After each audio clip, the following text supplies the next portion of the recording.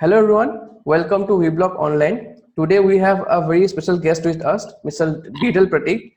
So he is one of India's most popular and one of the most influential social media influencer. So the story goes back to 2009 when he dropped from his final year college. So back then, just like most of the youths, he had very less money, but he had a strong passion to start doing something online, to start digital marketing.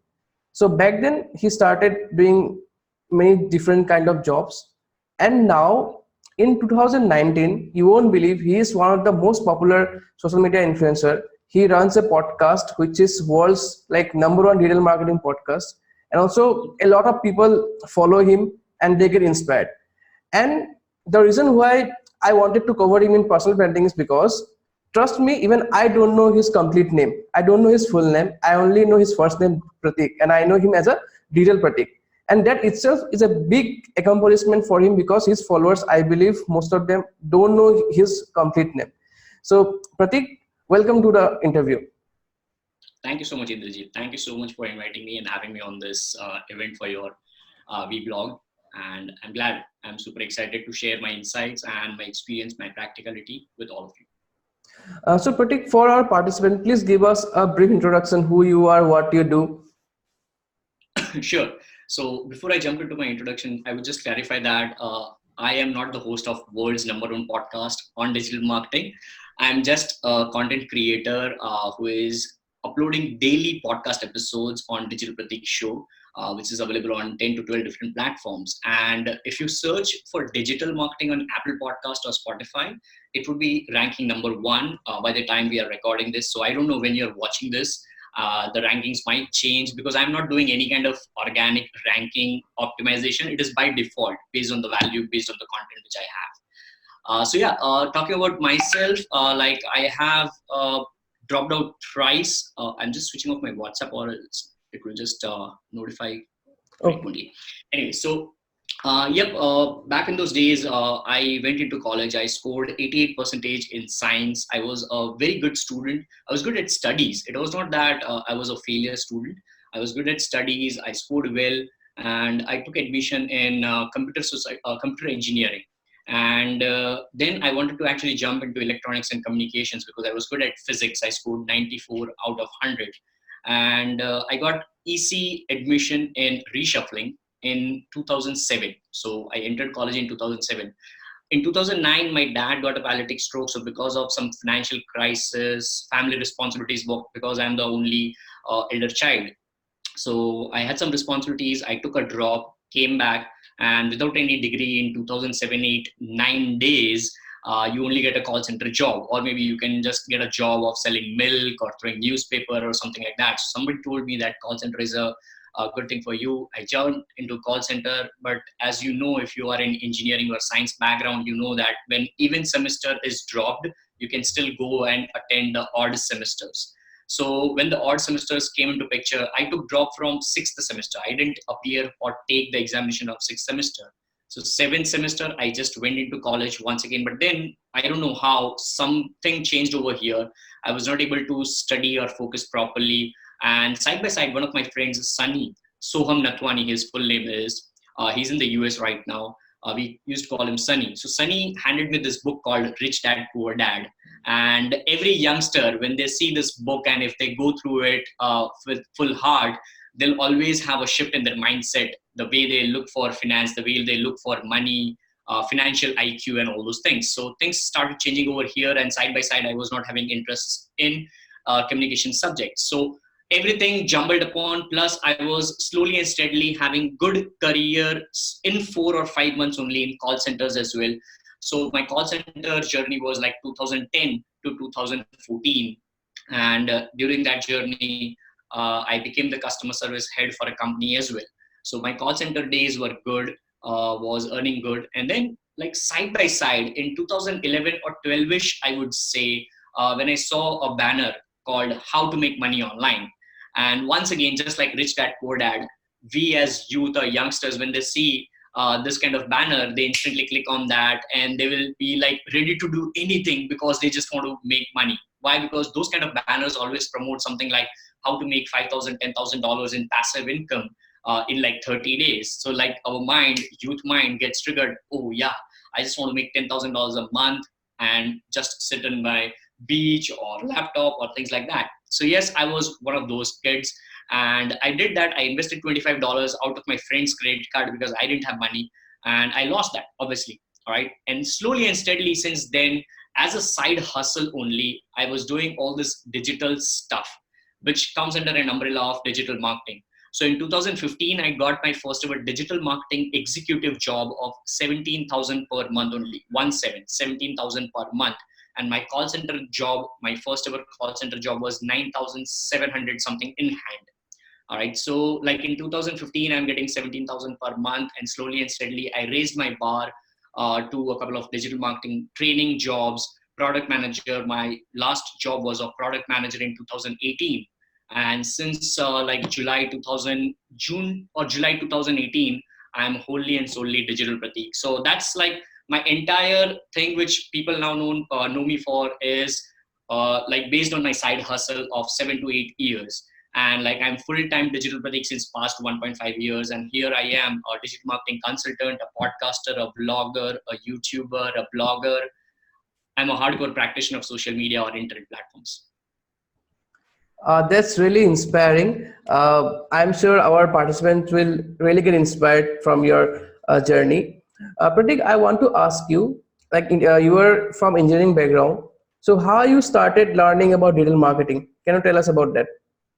Sure. So as I said, that the banner which I saw, how to make money online. If you are into internet things, the viewers are watching. If you have ever done anything online, then you must be knowing that all these kind of banners, they'll bring you to a landing page where they will promote something for free, which is known as a landing page lead capture. And the lead magnet was like a free training, a 3 video training. So I had to enter my name and email. I did that. I watched those 3 free videos, and then at the end of this lead magnet, people promote their stuff. That's a sales funnel. So I went through that sales funnel as a like a customer. Right? I had no clue what I was doing. I just wanted to make money online.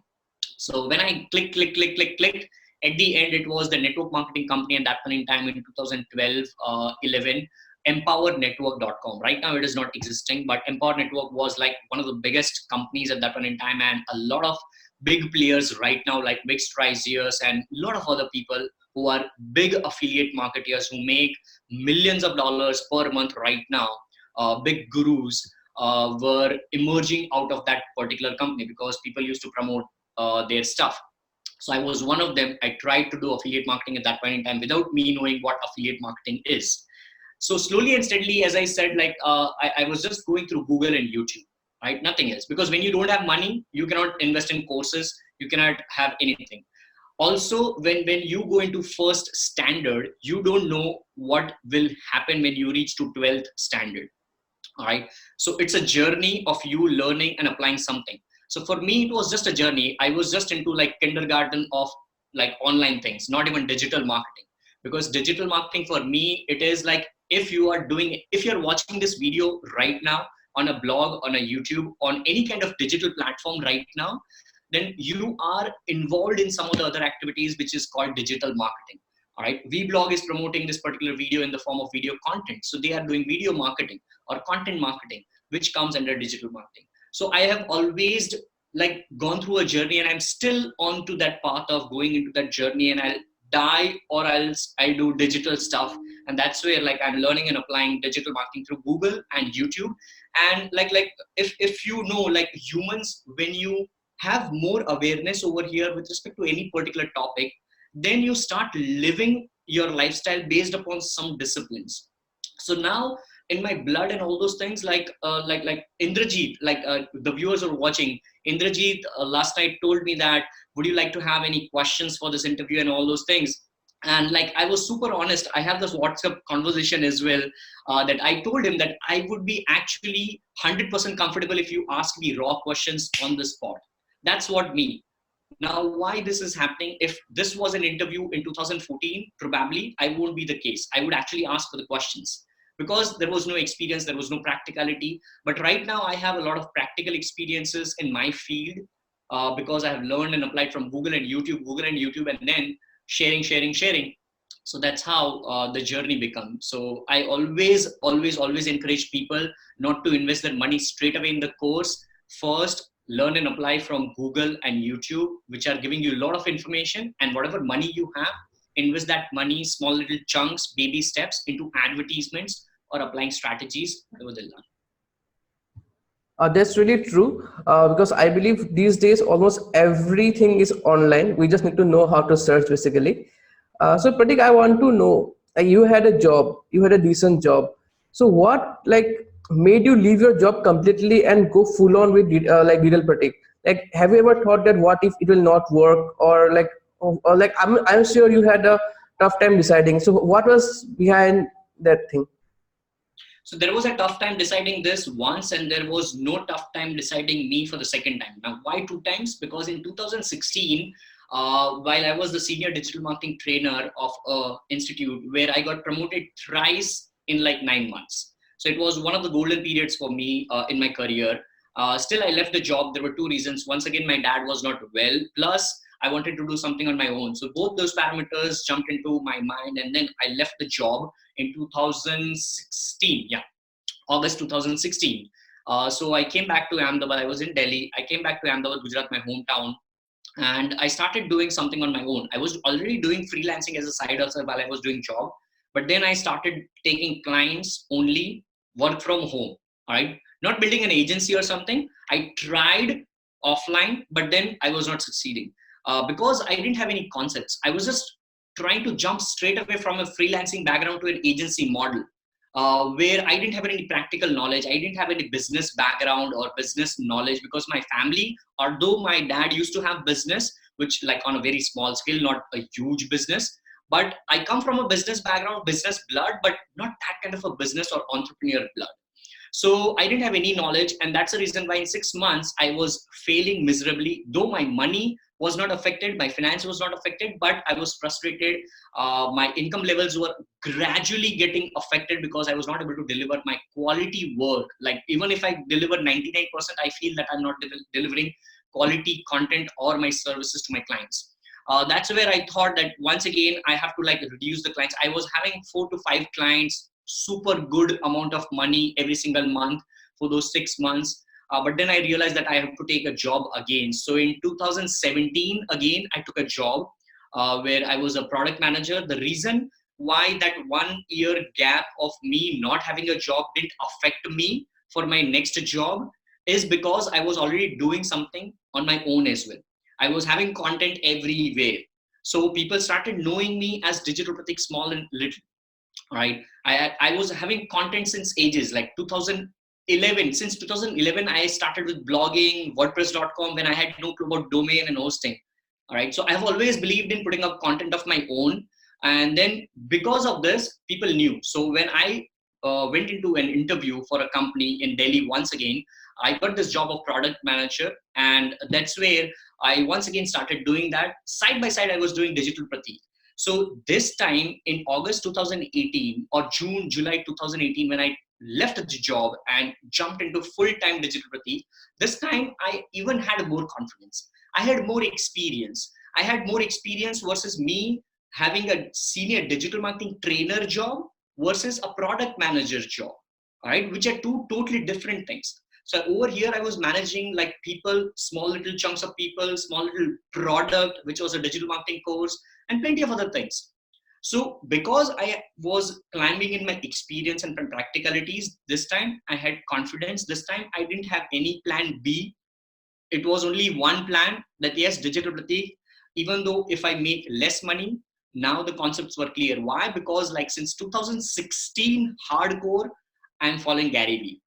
All right. So that's where I told you like the second time when I went out of the job, there was no hassle over here. It was like one shot solution in my mind that yes, I can do it. That's really great.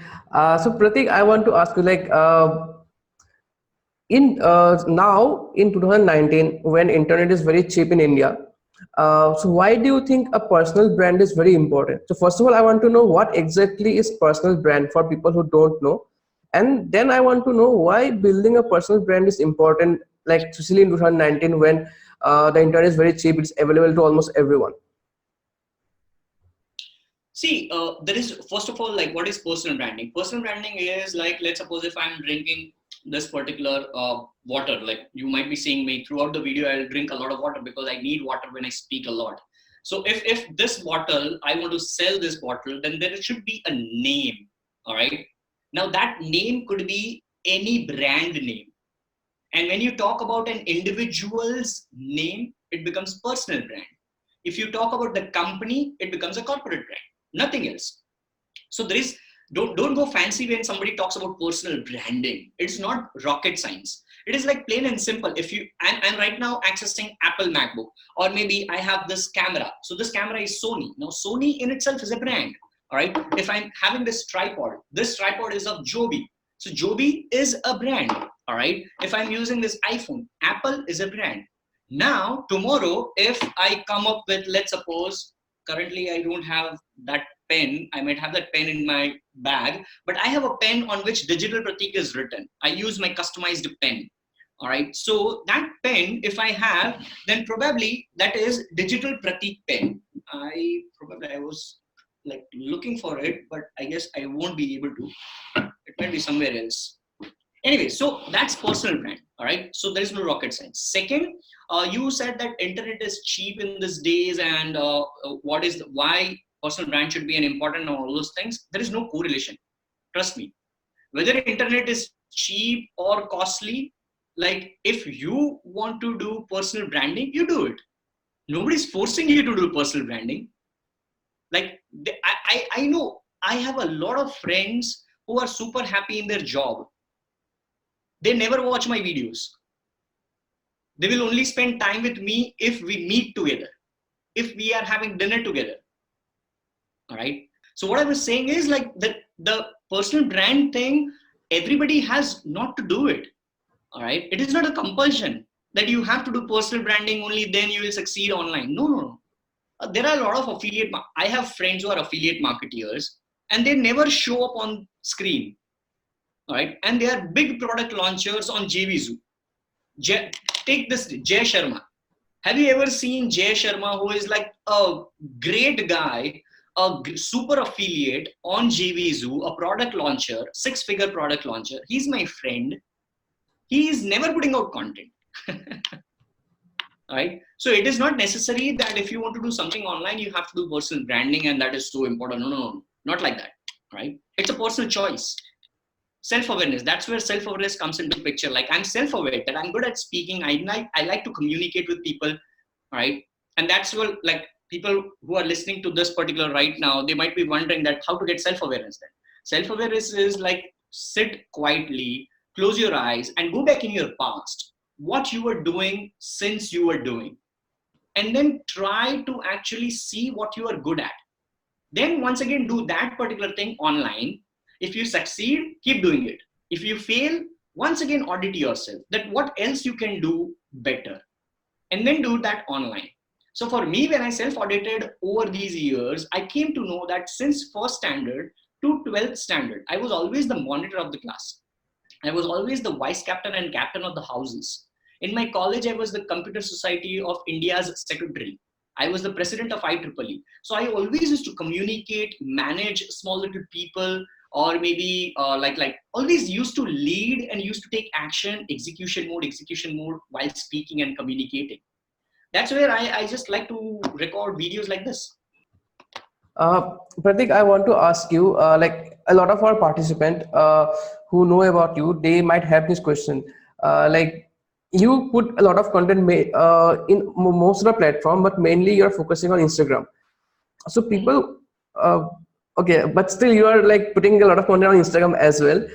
So as like people, for a person who is beginning, they know that YouTube pays money based on views, but platforms like let's say Instagram or LinkedIn, TikTok, they don't pay. So how basically it works, and like why you are putting content? First of all, before answering this question, I would like to tell there are two kind of people. One who put out content just to make money. Second, who put out content to build something which can give money. So I am on the second part. Like I'm a guy who is putting out content everywhere. I'll come to that part, not just Instagram, everywhere, and building a leverage for myself, which is what I've learned from Gary Vee hardcore. I was doing it since ages, but then hardcore since 2015-16, once Gary Vee came into my life. Now, came into my life as in like not met, but yes, I'm consuming him hardcore every single day. So because I build leverage of myself, now people are like all my marketing clients. I have never searched for a marketing client. My highest paid client, marketing client right now, I just DM'd them on Instagram, commented on their post, provided value for 6 months for free. That's where we set a meeting. They called me, and then finally we have a contract of 1 year now, which is like in 6 figures. All right. So that's how people are into two categories. So if we talk about the first one, let's say if you just want to make money, if you are a guy who doesn't care about personal brand, who doesn't care about building businesses and all those things, if you just care about making $100 or $100 every single month from YouTube, then start providing something which is a solution. Now that solution might be based upon the segment or the niche which you are providing content upon. So if I am providing content on digital marketing, I cannot be like a comedian on digital marketing only. All right. Entertainment is not my segment then. I have to provide something which is kind of educational or informational material, which is a little bit of entertainment as well. So I'll mix a little bit humor and all those things. If somebody who is a comedian and who wants to like earn $100 a month, or somebody who is a video game player, they can just play video games and record that live sessions and put out on YouTube. They'll easily make money. All right. So YouTube AdSense is that kind of thing. So people who are now thinking that how can we make money by creating content on Instagram and TikTok and LinkedIn and Facebook and all those platforms, that will once again depend upon million factors. Million factors when I say, like, let's suppose if I talk about myself, like Digital Pratik, who was not Digital Pratik in 2014. All right. So in 2014, I was doing Instagram. I was doing content based upon my level and knowledge at that point in time. And I also had a mindset that how can I make money? I used to do Shopify. I used to do affiliate marketing. I used to have affiliate links in my Instagram bio. And I used to do picture post and send people to my bio. Hey, hit the link in my bio and all those stuff I used to do. But I never made huge money. All right. Because there was no trust in my audience and me, between me and my audience. So even if you want to do affiliate marketing or just make money, you have to have trust in your audience. All right. That's where the branding comes into picture by default. So whether you want to do this personal branding and all those things, you have to do something which nurtures your lead or your people or your community, your audience, where they are seeing your content. Now, YouTube by default is a platform which allows you for YouTube monetization. Instagram doesn't, TikTok doesn't. All right. But there are platforms and monetizations are different for different platforms. Right now, if you are telling that I'm focusing more on Instagram, actually it's not the case. I put out 30 to 40 stories on an average, like 25 to 30 valuable stories every single day on Instagram without me selling anything. I'm not selling anything on Instagram. All right. And now 3 posts on feed. So if you calculate like 30 unique posts I'm posting on Instagram, which is seen, the comments reply, the DM replies, which I'm doing is not being seen. Then people ask me for consultations. I sell my consultations in the byproduct. I put out 3 unique pieces of content on TikTok every single day, LinkedIn 3 to 5, Facebook 3 to 5. All right. And podcast every single day, YouTube 1 episode. So it's not that Instagram is the only thing which I'm focusing. It's just because people I would say why people know me from Instagram is because Instagram popped for my brand a lot. All right. I have been doing content since ages now, since 2011 now. I did blogging. I did YouTubing. I was on Periscope, which was a live video platform of Twitter. I was on Twitter. I'm on Twitter since May 2015. All right. But it takes time. That's what I'm saying. Like, it's a journey. All right. And now when I'm popping on Instagram, I got verified, blue tick verified in July 2019. When I got verified, it also creates more impact now. All right. And that's where now, if I'm telling that, hey, I'm having a YouTube channel, I'm also having video over here, people are now going to YouTube. Where before Instagram, I used to do YouTube. I have 700 plus videos on YouTube, which people don't know. People are now consuming my YouTube videos. All right. So people were not consuming my YouTube videos earlier. So it's not just Instagram. For everybody, whether they are a corporate brand or a personal brand, if they consistently put out content on platforms which work in the present, then they will get popped out in some other platform. It is not mandatory. Someone who is doing TikTok right now because TikTok is booming, they won't become TikTok influencer guaranteed. No. They won't. They might, but it is not compulsion that if you are putting out consistent content on TikTok, you would become. No. TikTok might fail tomorrow and then some other platform might come. Just like Snapchat. Snapchat was booming like anything. Vertical content is something which was introduced heavily in the form of stories from Snapchat.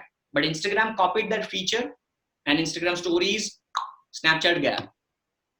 So that's how the platforms work for any kind of brand. They pop up and then based upon that, it's up to their brand now that how they use this one platform to communicate for different platforms. That's where now people are following me on LinkedIn, TikTok. Like on TikTok, I'm having 26,000 followers right now. And on Instagram, since past 4 years that I'm doing heavy work, I'm only on 50,000 plus followers. So Pratik, I want to ask you, like since you mentioned that you put almost 30-40 content every day, so a lot of like participants, they have one question in mind, like let's say I am good in blogging, I want to start putting content on social media. So first day I'll put content, second day I'll put content, but soon I'll run out of ideas. But in your case, every day you come up with new ideas. So how that happens actually? Because I document my journey now. That's where Gary Vee's concept of document over create comes into picture. See, whosoever is a newbie, what happens is, even I was one of them in 2014, like 2011 to 2015, I would say. I was this kind of a guy, just like other newbies. What we do is we try to pick our niche, which would make profitable. Why? Because we just want to make money. And then we would go to keyword planners, we would go to Uber Suggest, we'll go to BuzzSumo, we'll go to answerthepublic.com, we'll go to Quora, Reddit, and we'll search for people, what are they searching for digital marketing? Let me create content around that. And then there would be a point in time when you would get saturated, you would be out of content. Why? Because you are not out of content. You are actually out of your talent and knowledge. All right. This is the reality which people are not seeing. People think that they are getting out of content. No. If they were using BuzzSumo, if they were using Uber Suggest, if they were using answerthepublic.com and all these tools, and they were getting 30 days of content, they can get 365 days of content. They can get 5 years of content if they consistently use that. But now, as they progress in doing this, there comes a point in time where their knowledge is not sufficient enough to grasp something which they are taking from Uber Suggest. And because of which they are not able to create content for their audience. And that's where their audience comes to know that ये बंदा तो यार वो keyword planner में से उठा के ले रहा है, किसी का ब्लॉग पढ़ के मेरे को बता रहा है, पिक्चर बना रहा है, खुद का क्या है. All right. Where what I'm doing, I'm not saying a shit about SEO. Why? Because I have never done hardcore Google SEO in my life. I've always done video SEO, YouTube SEO. In 2014, 15, 16, and 17, I was a champ. And since 2017, I'm not doing SEO on video. So I'm not talking about that. I'm only talking about paid advertising. Things which I'm personally doing. And in that as well, I'm not talking about Google AdWords any point in time. Why? Because I'm not practicing that right now. I'm practicing Facebook ads, Instagram ads, content creation on all these platforms. And that's where I'm talking about that. So that's where my tagline, I have not created my tagline. I have lived my tagline, learn, apply, and share. All right. And learn, apply, share, my tagline and my brand name, which is Digital Pratik, is something which I have trademarked and copyrighted in 2019. Just imagine. So I have lived my life like that. That's where I'm never running out of content. And that's where I'm so much in touch with Gary Vee's concept of document over create.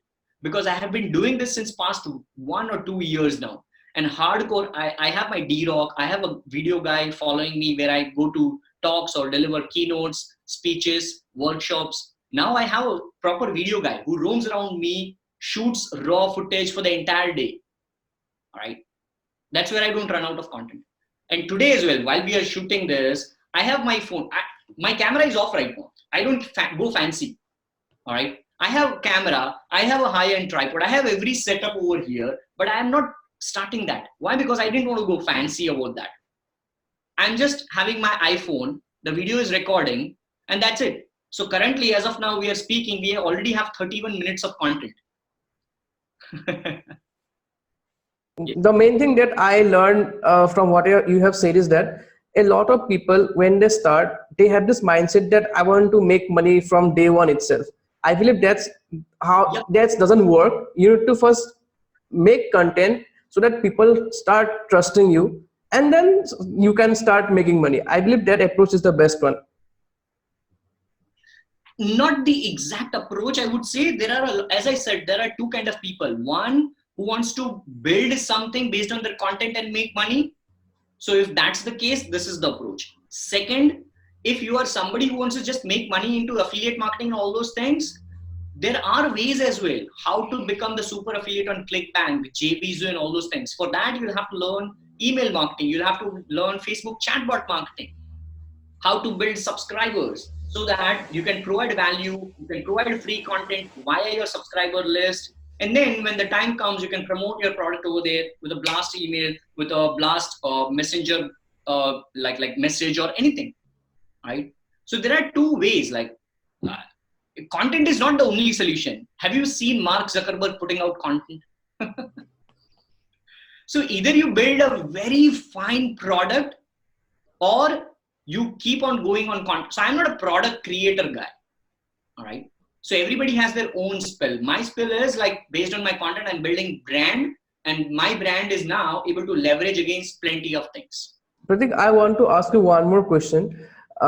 Like you do a lot of things. Like in the whole day, you make a lot of content, and now like now we are doing interview. You do consultancy calls as well. So how a day look like in Pratik's life? Like how you're able to do so many things, and like if you can tell us like how to increase productivity and how we can also do the same thing. How we can do a lot of things in one day. See, this is one of the commonest question. Like as I say, commonest. That is actually not a word in the grammar or English dictionary. That is like kind of my own versions of having the superlative degrees for a couple of words like detailist or commonest, just to stress the importance. But yeah, this is one of the common questions which I often enough get, that how do you manage your time, how many hours you sleep, how many hours you work, and blah blah blah XYZ things. So my thing is like I'm just living my life. This is the plain and simple answer which people are not able to grasp. Trust me, people are not able to grasp. Why? Because Indians, they are just looking for hard answers. All right. They always think that just because this guy is productive or this guy is able to manage these many things in the day, he would be doing something. He would be using some kind of tool. He might be using some kind of pill. He must be on medication. He must be on drugs and all those things. I'm just living my life based upon my DNA, based upon God's creation into me, based upon my blood flow, based upon my body structure, based upon a hell lot of other things. All right. So I have no fixed routine. While I was a call center guy, so going back into my call center, I was a call center guy who was a night shift guy. All right.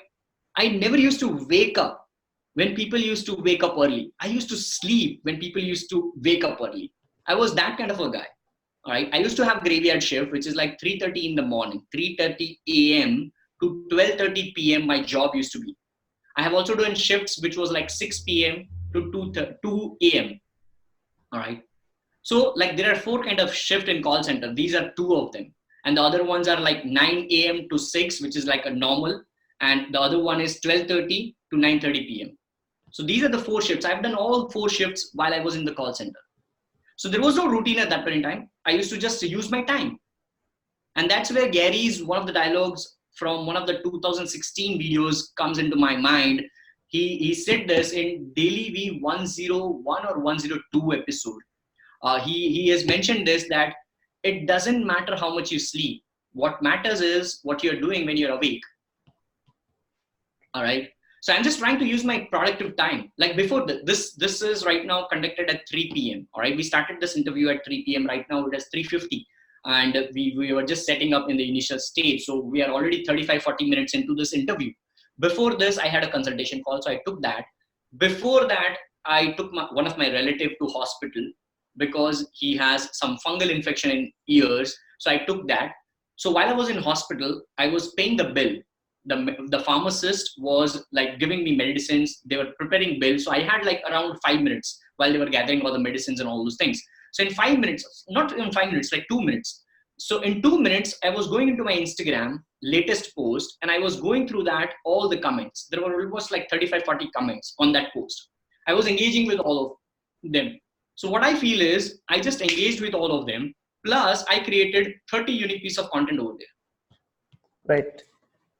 And then when I'm going in the parking lot to take the car, I once again got 2 or 3 minutes while I was walking. It was drizzling. It was windy. I did 4 stories just to tell people answer to this question. I was just telling.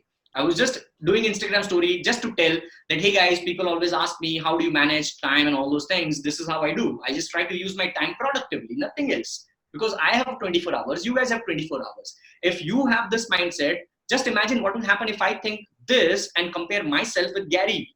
I'll go crazy. So first thing is we have to stop comparing our work-life balance with somebody else's work-life balance, because there are plenty of factors in individual's life. Nobody knows what has happened till 3:50 p.m. today with me in my entire day till this point in time. All right. That's very interesting. Like before ending, I'll just quickly ask you 2 more questions. First question will be like, today you are like doing really great thing, but like 2-3 years back, like today, if you can go back 2-3 years, like I'm sure you had made some mistakes. So if you can go back, if you can like tell your like 3 years old back Pratik, what will be your top 2 session for like your 3-year back Pratik? The 2 mistakes which I have made is I have never saved money till I became 29. So right now I'm 30 years and like 6-7 months old. I started saving money, all right, at the age of 29. From like, to be very specific, from August to not even October 2017. So it's almost like 2 years now, almost 2 years. I have started saving money. I made a lot of money, but I never saved. That doesn't mean I always bought fancy stuff. No, I have never bought fancy. Till this point in time, I don't have a vehicle on my name. I don't have a house on my name. I don't have a car on my name. All right. Though I have made money, I always used to reinvest back into my business, but that ratio also, I didn't know. I always used to, whatever the extra amount of money used to be in my bank, I used to invest that in my business. Business in the sense, I used to purchase tools, I used to practice ads and all those things. So my bank account always used to be 0. All right. That was the number 1 mistake. So I have done a plenty of, like, couple of videos now since past 6 months, that how every individual should be planning their things when it comes to finance at an early age. And today only I have one video which I'll be publishing on Instagram. So by the time you are watching this particular interview, it would be there on my Instagram or YouTube or somewhere. So like I always tell people that I didn't save money. You guys have to at an early age. So if I had to tell anything to a 17-year-old digital Pratik or Pratik, I would just say that even if it is 100 rupees a month, just save that. There are applications like Paytm Money, ET Money, and a lot of others. I use Paytm Money right now for my mutual funds and all those things. So if you have any amount, extra amount, even if it is 10 rupees, doesn't matter. The earlier you start, the better it would be for you, because compound interest is the 8th wonder in the world. All right. So that's the number 1 mistake which I have made. Now that doesn't mean I don't have money right now. I have saved a lot and invested a lot in like 2 years also. Second thing is, I made this mistake when I was 26, as I mentioned. Like when you make a little bit of money in your job or your thing, you think that you have to open up a company, you have to have a team of 5, 10 people. That is good. All right. Now I was not that kind of a guy. That might be good to you, but this is my mistake, so I'm just sharing. That was the mistake which I made when I was 26. I was not able to manage my clients on my own at that point in time. And that's where I had to take a job again and continue my Digital Pratik as a side hustle again. So these are the two mistakes which I have made in my 20s, which I'll never make in my 30s. So in my 30s as well right now, like I have a goal that I won't be like investing in any house. I won't be purchasing any house. Like even if I purchase a house or a commercial complex in the next coming years, I would treat that as my investment. I won't be living there. I'm right now renting a 3 BHK apartment. All right. I have rented, and at that point in time in 26, when my second mistake, which I told you, I rented a 4 BHK apartment when I was having 5 clients. All right. So because I thought that my 4 BHK apartment is like my house and my office. So these are my two mistakes. Like don't go like fancy, or if you go fancy, take 100% responsibility. All right. That's a like positive thinking to that. So this is like the mistakes which I only share if somebody's asking me, but I never regret on that. I take that as my practical experience. So I have always taken 100% responsibility of my life, whatever has happened. So these are the two mistakes which I would tell people. The number one thing is like all you youngsters, if you're watching, if you're under 25, even if you can save 100 rupees a month, please save it. Download Paytm Money app, not Paytm. All right. Paytm Money is a different app for just mutual funds. Go into that. I'll tell you a fund as well. Liquid fund. Just Google what is liquid fund. Invest in Reliance liquid fund, lump sum, or every single month 100 rupees from your bank, and that's it. Don't even look for it because it will never go zero. It will always give you 7 to 8% rate of interest. All right, that's it.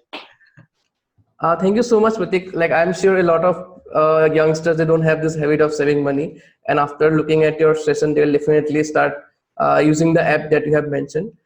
So Pratik, before ending, I would like to ask you, like every social media platform, they have an age where it is boom a lot. Like we had Facebook back in 2012, 13. It was giving a lot of reach. We saw a lot of pages. They started their own media house and all those things.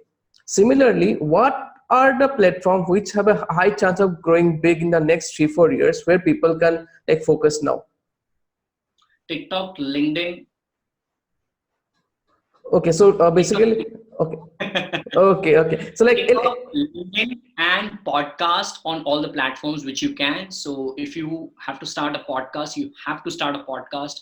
Go to anchor.fm, and it is a free platform on which you can host your audio file. It will distribute automatically to Apple Podcasts, Spotify, all the other platforms automatically, slowly and steadily, not like in one day only, slowly and steadily as you progress and upload more podcast episodes.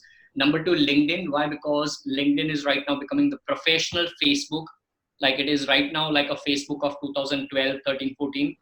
So take advantage of LinkedIn right now, because the only organic growth, the very huge organic growth right now on any platform, if you want to pick, is LinkedIn. Because even if you have zero connections right now on LinkedIn, if you post one video, see the magic, you'll at least get 20 views. Now, having zero connections, how can you get 20 views? All right. So that's the magic of LinkedIn organic right now. Write articles on LinkedIn, or maybe if you're shooting video. I'm not good at writing, so I have outsourced. I have a content writer who is freelancing, and they just transcribe my video or maybe podcast episodes in the written form. All right. And they become blog articles. So that's the second platform. And third is TikTok. TikTok is right now, as Gary Vee mentioned, and I have practiced and I'm in touch with TikTok team as well, India team. I'm one of the EduTalk content creators on TikTok. So I know what is going on in TikTok. I cannot reveal everything over here, but TikTok is the thing right now. And it is not just entertainment platform anymore. People are creating content around a lot of things. If you are a fitness coach, provide value, provide like what is BMI, what to do, 5 tips for weight loss, right? What is the importance of water, why you should be drinking water, plenty of stuff which you can do as a fitness coach, health coach, business coach, a lot of other things. All right. So whatever you used to do on Facebook, do it on TikTok in vertical format. So these are the 3 platforms which I would bet upon, and which I'm practicing heavily upon every single day. Thank you so much, Pratik. We learn a lot from you. Our participant too will learn a lot from the interview. Even I learn a lot from this interview. Once again, from the entire team of WeBlog, I'd like to thank you for giving your time for this interview. Thank you so much for joining. Thank you so much, guys. Thank you so much for bearing with me, and hope you got some value. Always market with smile, having a smile on your face. Learn, apply, share. God bless you. Thank you so much.